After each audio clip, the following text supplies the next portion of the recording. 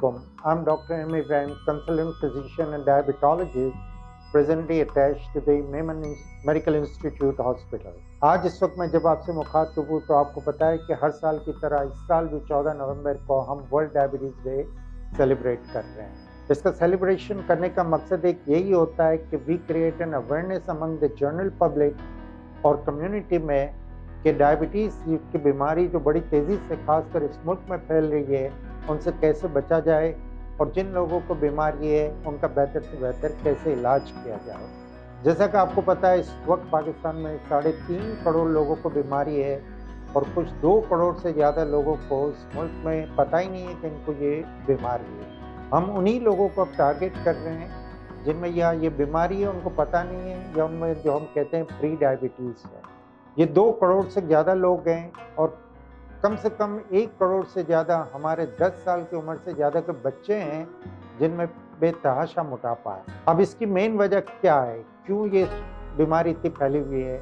वजहें तो बहुत है लेकिन 2 चीज़ों को मैं हाईलाइट करूँगा। एक है हमारा लाइफ़स्टाइल और दूसरा हमारा मोटापा। लाइफ़स्टाइल की मैं जब बात करता हूँ तो इसमें 2 चीज़ें हैं।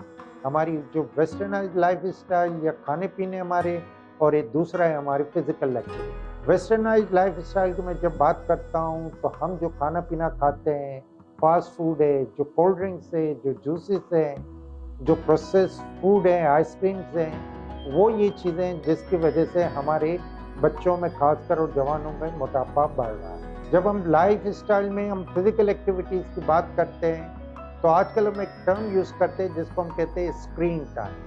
इसका मतलब ये है कि हमारे लोग बच्चों से लेके औरतें, बूढ़े, बच्चे सब जवान आजकल ज़्यादा से ज़्यादा अपना वक्त मोबाइल के सामने, टीवी के सामने और आपके लैपटॉप के सामने गुजारते हैं।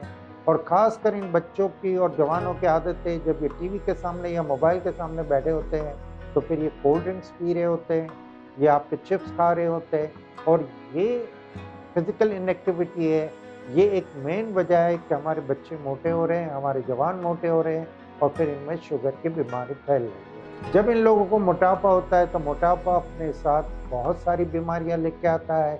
ब्लड प्रेशर है, कोलेस्ट्रॉल है, आपके कैंसर बहुत ही ज़्यादा हो जाता है इन लोगों में सांस की बीमारियां हो जाती है। तो ये 2 मेन वजह है जिसको हमने टारगेट करना है और इसको हम क्या करें इस बीमारी से बचने के लिए। हमें कोशिश करनी है, खासकर ये ऑल पाकिस्तान मेमन फेडरेशन से मैं बहुत खुश हूँ कि इन्होंने ये इनिशिएटिव लिया है कि इस साल हम ज़्यादा से ज़्यादा हमारी कम्युनिटीज़ में और शहर में अवेयरनेस क्रिएट करें, कि हम अपना लाइफ़स्टाइल चेंज करें, मुरगन ग़िज़ाओं से बचें, फ़ास्ट फूड को अवॉइड करें, कोल्ड ड्रिंक, जूसेस अवॉइड करें और हमारे बच्चों और बुज़ुर्गों और बड़ों को सबको चाहिए कि कम से कम रोज़ाना आधा घंटा से पौना घंटा इन्होंने वॉक करना है।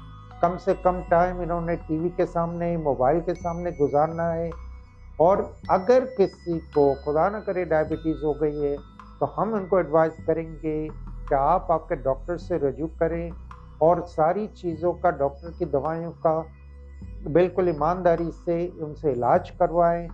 और दूसरा ये कि जो एक वजह आँखों के बिनाई जाने का होता है तो इसलिए आँखें भी हर साल चेक कराएँगे आप और पैरों का मुआयना लोगों को चाहिए कि रोज़ पैरों का मुआयना करें क्योंकि जब मेरी नसें कमज़ोर हो जाती है, हाथ पैर सुन्न हो जाते हैं, हमें ज़ख्म हो जाते हैं, हमें पता नहीं चलता और ये इस वक्त दुनिया में पैर कटने की सबसे बड़ी वजह है।